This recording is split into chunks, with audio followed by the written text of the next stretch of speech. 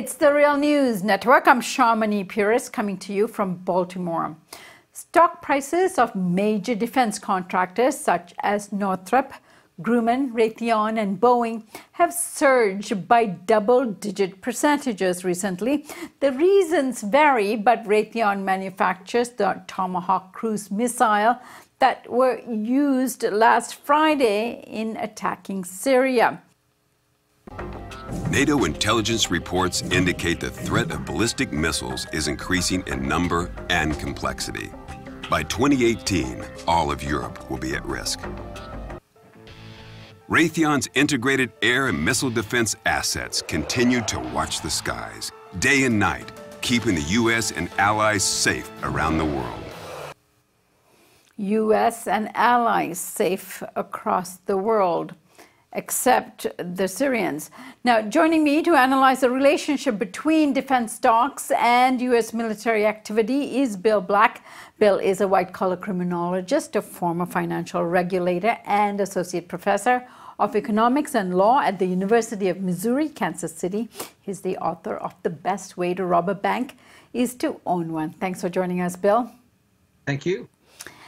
Bill, last year, Fortune magazine calculated that defense contractors and companies, their share prices rose by as much as $5 billion after Trump launched his attack on the Syrian airbase. This year, the numbers are similar, no doubt.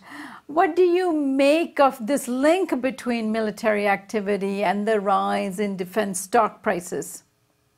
Well, it's pretty well established. In fact, the first big one involving Raytheon, and Raytheon is the principal manufacturer of the Tomahawk cruise missiles that were used primarily in the 2017 strike and the strike last week in Syria. But those would have been the method that President Obama would have used as well. And so in 2013, when he was threatening to do a strike on Syria, Raytheon's stock price surged simply from discussion of the possibility of use. And of course, several things are going on at the same time. One, once you shoot them, you need to buy new ones. And they're very expensive. They're, ballpark $1.5 million, the advanced Tomahawk, over $1.5 million pounds. So, somewhere around 1.8 million bucks per missile. But there's the demonstration effect that they work, that they're able to penetrate defenses, and that they actually hit the targets that you aim at with a vastly higher probability than in the past when people shot missiles. And so those two things combine, of course, to have people go, whoa, this is great. We should be buying those as well. And particularly in the American context, when we attacked Syria decades ago in response to some of the things happening in Lebanon attacking the United States there, we had planes shot down, and we had pilots killed and other pilots captured by the Syrian military, and it was a huge diplomatic problem. And cruise missiles, of course, don't have that effect. They are launched from frequently hundreds of miles away, well outside the range of any ability to shoot down, whether they're launched as they were largely in this latest raid by B-1 Lancers, which are a huge ability to carry, and they can fire from standoff ranges of 100 miles or more. Or from frigates or submarines, or in the case of the Brits, their Tornado attack planes, again, are launching the missiles from far outside any ability of the Syrian defenses to be able to shoot down the plane that is launching those missiles. So they're safe, and also there is clearly built enthusiasm. The public in the United States tends to like them. Politicians that launch them praise themselves, and they praise the military.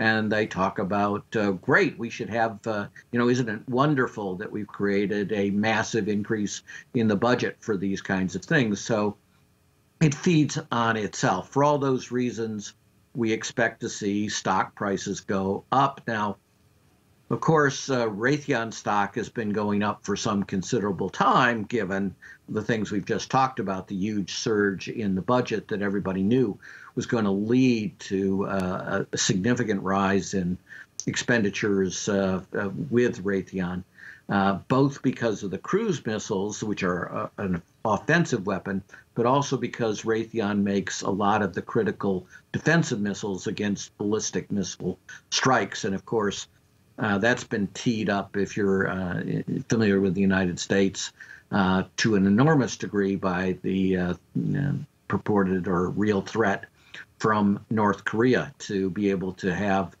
ballistic missile launches that would have the range to actually reach the United States. Well, the missiles that would potentially knock down those North Korean ballistic missiles, those defensive missiles, Raytheon is also one of the leading manufacturers of those systems. So all of these things are coming together, and it's been a spectacular month so far for Raytheon, and one hell of a year and in one hell of a decade. So yes, their stock prices are trading at all-time records that have never been seen. All right, Bill, General Mattis is a respectable general, very reputable in the military. He's obviously aware that the decisions that the U.S. military takes and the kinds of weaponry it uses has this kind of an impact in the marketplace in terms of boosting the commercial value of these companies that are producing these. Do you think that's factored in at all in terms of decision making? Certainly not by Mattis. Certainly there are lobbyists and such that love the prospect. But if you see it from the perspective of the military, what you need to recall is that until relatively recently, when you drop bombs, what you did overwhelmingly was miss. Right? So there were bridges we attempted to bomb in Vietnam and such, where we would send strike package after strike package. We would lose all kinds of multi-million-dollar jets and their pilots and naval aviators and such. And we would occasionally, out of literally hundreds of bombs dropped, damage a span of the bridge, and the bridge was back in operation almost always within 24 hours. So it was terrible, right? The Air Force and the Navy always overpromised in terms of what they could deliver. They could typically not hit the things they tried to hit, and it was really expensive in the sense of people knew where to put the defenses, the anti-aircraft batteries and the anti-aircraft missiles. It was fairly clear where we would have to come in many cases, and they could site them optimally. And we had very severe losses, both in terms of money and more important terms of people. So it was horrible from the standpoint of the military. And then finally, they got weapons in which they could not only hit, but they could typically hit the thing they wanted to hit with a single missile strike. That's like astonishing change. And better yet, you could launch this missile, as I said, from way outside the range at which the platform, the plane, the frigate, the submarine launching the missile could be attacked itself.